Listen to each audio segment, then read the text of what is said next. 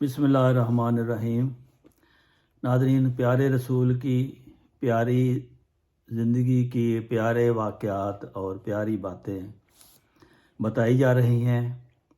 आप शाम के सफ़र में जब एक तजारती काफ़िला के साथ गए थे तो वहाँ एक ईसाई राहिब को ने एक ऐसा नज़ारा देखा कि दुनिया की हर चीज़ सिजदा में चली गई है, दरख्त भी, मकान भी, सब कुछ देखा। और आपको मालूम हो गया उसको कि ये नबी के ज़ाहिर होने का ज़माना है।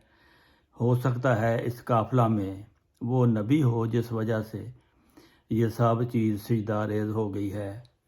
तो उसका वो ख्वाब या कशफ, लेकिन उसने जब काफ़िले वालों को देखा और उसने पहचान लिया कि ये बच्चा जो है इसके चेहरे पर ऐसा नूर है कि ये बड़ा होकर नबी बनेगा और इसकी कौम इसको मुल्क से निकाल देगी, वतन से निकाल देगी।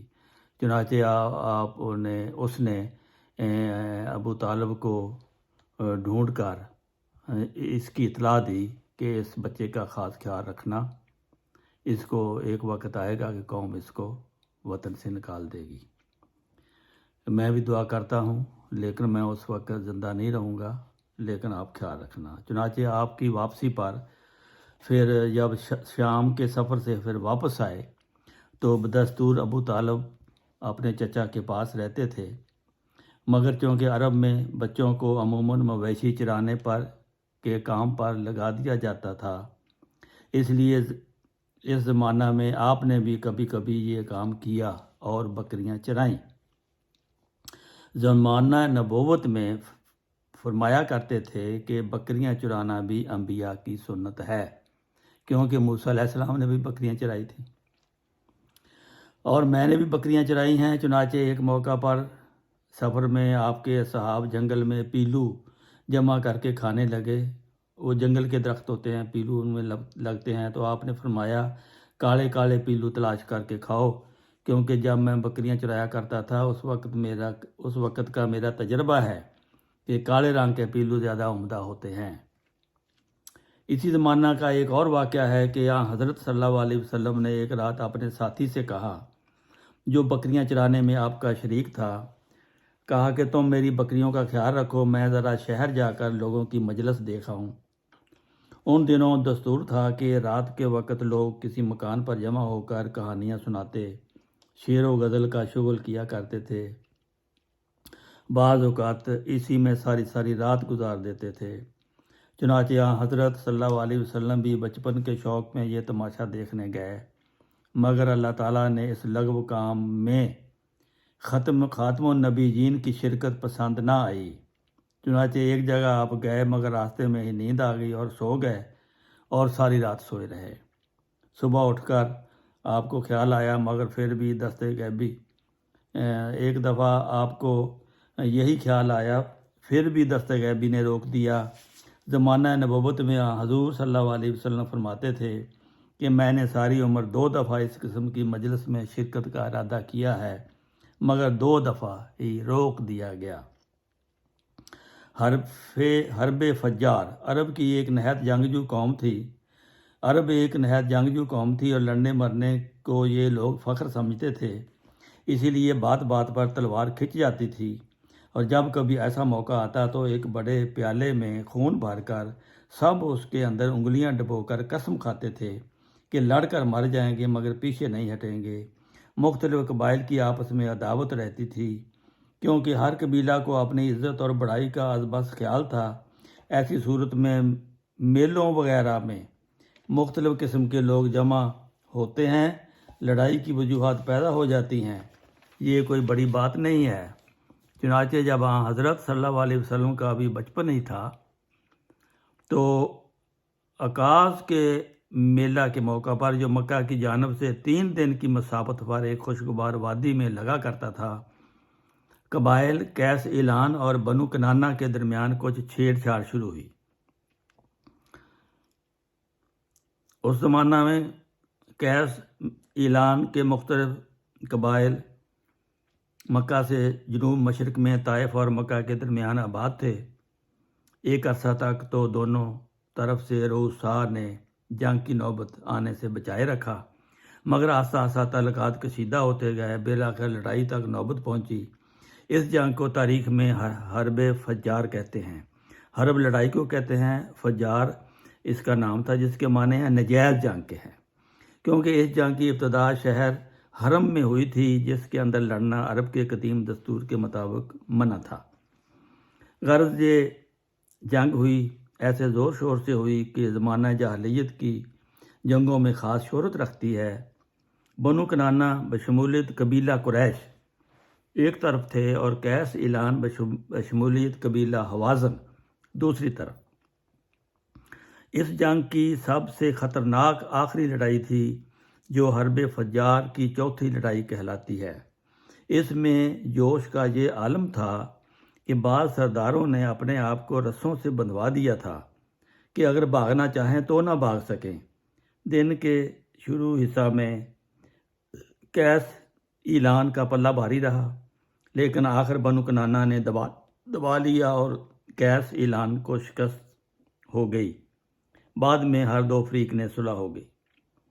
اس لڑائی میں حضور صلی اللہ علیہ وسلم بھی شریک تھے، مگر بعض روایات سے معلوم ہوتا ہے کہ آپ نے خود قتال نہیں کیا، بلکہ آپ کی شرکت صرف اس حد تک محدود تھی کہ آپ فوج میں شامل تھے، اپنے چچاؤں کو تیر پکڑاتے جاتے تھے۔ اس وقت آپ کی عمر 20 سال کے قریب تھی۔ اس لڑائی میں ہر قبیلہ کا افسر الگ الگ تھا، چنانچہ بنو ہاشم زبیر بن عبد المطلب کے ماتحت تھے، مگر بنو کنانہ کی ساری فوج کا افسر حرب بن امیہ تھا، جو ابو سفیان کا والد اور امیر معاویہ کا دادا تھا۔ حلف الفضول۔ قدیم زمانے میں عرب کے بعض شریف دل اشخاص کو یہ خیال پیدا ہوا تھا کہ باہم مل کر عہد کیا جاوے کہ ہم ہمیشہ حق دار کو اس کا حق حاصل کرنے میں مدد دیں گے اور ظالم کو ظلم سے روکیں گے۔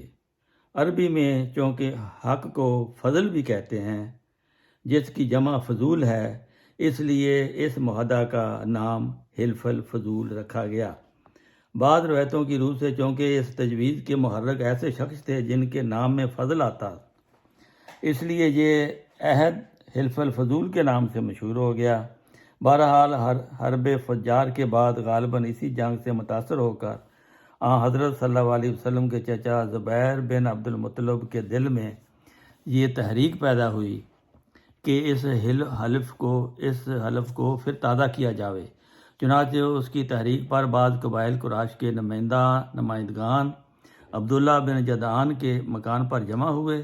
یہاں عبداللہ بن جدعان کی طرف سے ایک دعوت کا انتظام تھا، اور پھر سب نے اتفاق کر کے باہم قسم کھائی کہ ہم ہمیشہ ظلم کو روکیں گے اور مظلوم کی مدد کریں گے۔ اس عہد میں حصہ لینے والوں میں بنو ہاشم، بنو مطلب، بنو اسد، بنو زہرہ، بنو تمیم تھے۔ تو حضرت صلی اللہ علیہ وسلم بھی اس موقع پر موجود تھے اور شریک معاہدہ تھے۔ چنانچہ آپ ایک دفعہ نبوت کے زمانے میں فرماتے تھے کہ میں عبداللہ بن جدعان کے مکان پر ایک ایسی قسم میں شریک ہوا تھا کہ اگر آج اسلام کے زمانہ میں بھی مجھے کوئی اس طرف بلائے تو میں اس پر لبیک کہوں گا۔ اور شاید اسی خیال کا اثر تھا کہ جب ایک دفعہ امیر معاویہ کے زمانہ میں ان کے بھتیجے ولید بن عتبہ بن ابو سفیان نے، جو اس وقت مدینہ کے امیر تھے، حضرت حسین بن علی بن ابی طالب کا کوئی حق دبا لیا، تو حضرت حسین نے کہا، خدا کی قسم اگر ولید نے میرا حق نہ دیا تو میں تلوار نکال کر مسجد نبوی میں کھڑا ہو جاؤں گا اور حلف الفضول کی طرف لوگوں کو بلاؤں گا۔ جس وقت عبداللہ بن زبیر نے یہ سنا تو کہا، اگر حسین نے اس قسم کی طرف بلایا تو میں اس پر ضرور لبیک کہوں گا، اور ہم تو اس کا حق دلوائیں گے، اور یا اس کوشش میں سب مارے جائیں گے۔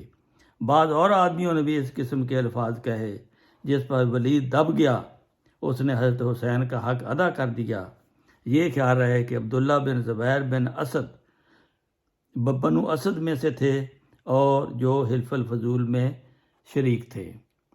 تو یہ تھی خوبصورت آپ کی زندگی کے واقعات، اور انشاءاللہ آگے یہ سلسلہ جاری رہے گا۔ کل انشاءاللہ آپ کا حلیہ مبارک بتایا جائے گا، اور چینل کو سبسکرائب کرنا نہ بھولیں۔ اور یہ واقعات جو ہے یہ پڑھنے سے آپ کا ایمان تازہ ہوگا، اس کو بھی ضرور ہر